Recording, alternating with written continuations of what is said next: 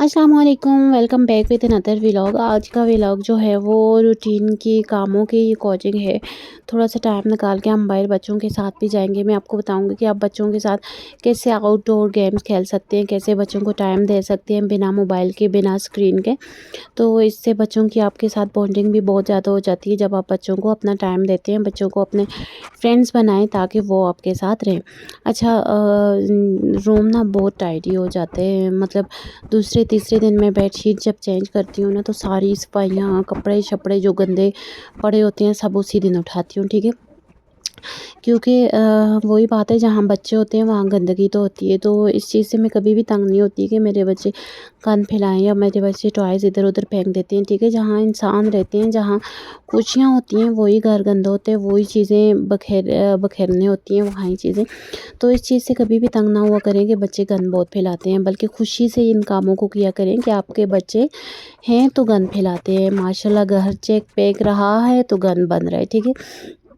Otherwise ऐसे घर भी होते हैं जहाँ पे हफ़्तों-हफ़्तों मतलब कि सफाई भी ना हो तो पता ही नहीं चलता कि सफाई हुई है कि नहीं। तो कोशिश किया करें कि जब भी आप बेडशीट चेंज करते हैं ना तो साथ अपना पूरे कमरे का सामान गन-मन सब कुछ उठा लिया करें। ये किचन की कुछ चीज़ें थी, ये तो मैं उठा के किचन में लेके गई हूँ ताकि यहाँ से पहले वो चीज़ें हटें जो मतलब यूज़ की नहीं है रूम में, ठीक है।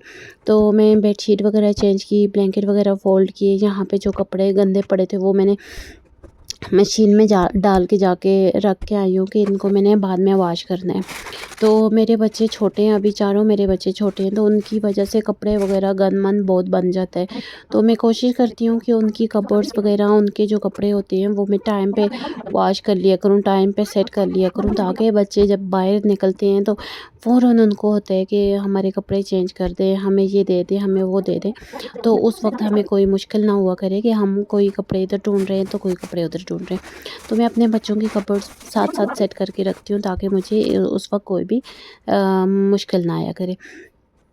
तो ये जो कपड़े गंदे थे उनको मैं अभी साइड पे कर रही हूँ, जो कपड़े साफ़ थे उनको मैं भी वापस फ़ोल्ड करके कबर्ड में रख रही हूँ, क्योंकि ये कपड़े निकाले गए थे पर ये पहनने वगैरह नहीं हुए थे, ये वॉश होके आए थे।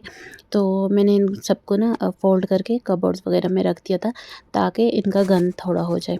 तो इसके अलावा यहाँ पे जो इसके बाद मैंने अपने किचन का सारा मेस साफ़ किया। रूम वगैरह साफ़ करने के बाद मैं किचन की तरफ गई ताकि ये सारा मेस साफ़ हो जाए। माशाल्लाह मैंने आज बहुत जल्दी काम ख़त्म कर लिए थे। इसके बाद हम बच्चों को बाहर ले आए थे, थोड़ा बच्चों की भी आउटिंग हो जाती है। छोटा-सा पार्क था, पार्क में लेके आए थे। ईसा ने बलून्स वाली गेम खेली कि इनको मैं हिट करूँगा, बट ये बड़ों के लिए मुश्किल होती है, तो बट इट्स गुड कि ईसा ट्राई तो कर रहा था। तो आज घर की रूटीन से मैं बहुत थक गई थी सफाइयाँ वगैरह कर के।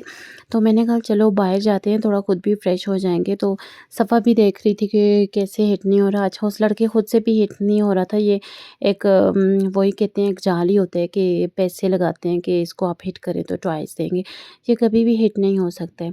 तो उसके बाद बच्चे ट्रेन पे बैठे, मुझे भी काफ़ी कहते रहे कि आप भी ट्रेन पे बैठे, पर मुझे इसकी खच-खच से बड़ा डर लगता है। मैं कभी नहीं बैठती हूँ। कभी-कभार अगर बैठ जाऊँ तो बैठ जाऊँ, पर मैं इस पे नहीं बैठती होती हूँ। अब ईसा की ज़रा बातें सुनें।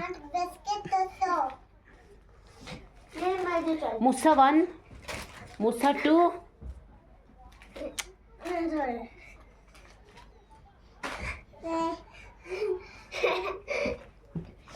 लुक एट भैया। इसमें अपने सारे सीक्रेट छुपाए हुए हैं।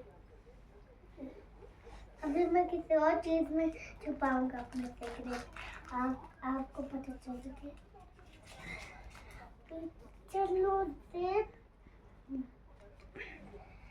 Zip cloth.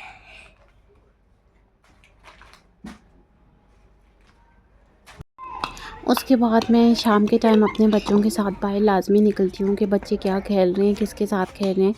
तो फिर मेरी ज़रा नज़र भी उन पे होती है कि ये क्या कर रहे हैं। ये बैठी हुई है सफ़ा। आज हम तीनों ने एक जैसा सेम मैचिंग ड्रेस पहना हुआ था, तो सफ़ा के मैंने अच्छी कर की चुटियाँ बनाई, क्योंकि सफ़ा के बाल बहुत पतले हैं तो ये मुँह पे आ जाते हैं। तो मैं कोशिश करती हूँ कि सफ़ा के बाल हमेशा टाई करके ही रखूँ। तो ईसा भी इधर मैच खेल रहे थे, मैं ईसा को बॉल थ्रो कर रही थी, तो मरवा यहाँ खामोशी से अपने वॉकर में बैठी हुई थी। तो आज वेदर भी काफ़ी अच्छा हो रहा था। ये हमारी कॉलोनी में काम लगा हुआ है, पर इस काम को इन्होंने ख़त्म करना ही नहीं है। उसकी वजह से यहाँ इतनी मिट्टी और डस्ट उड़ती है कि बंदा क्या ही करे।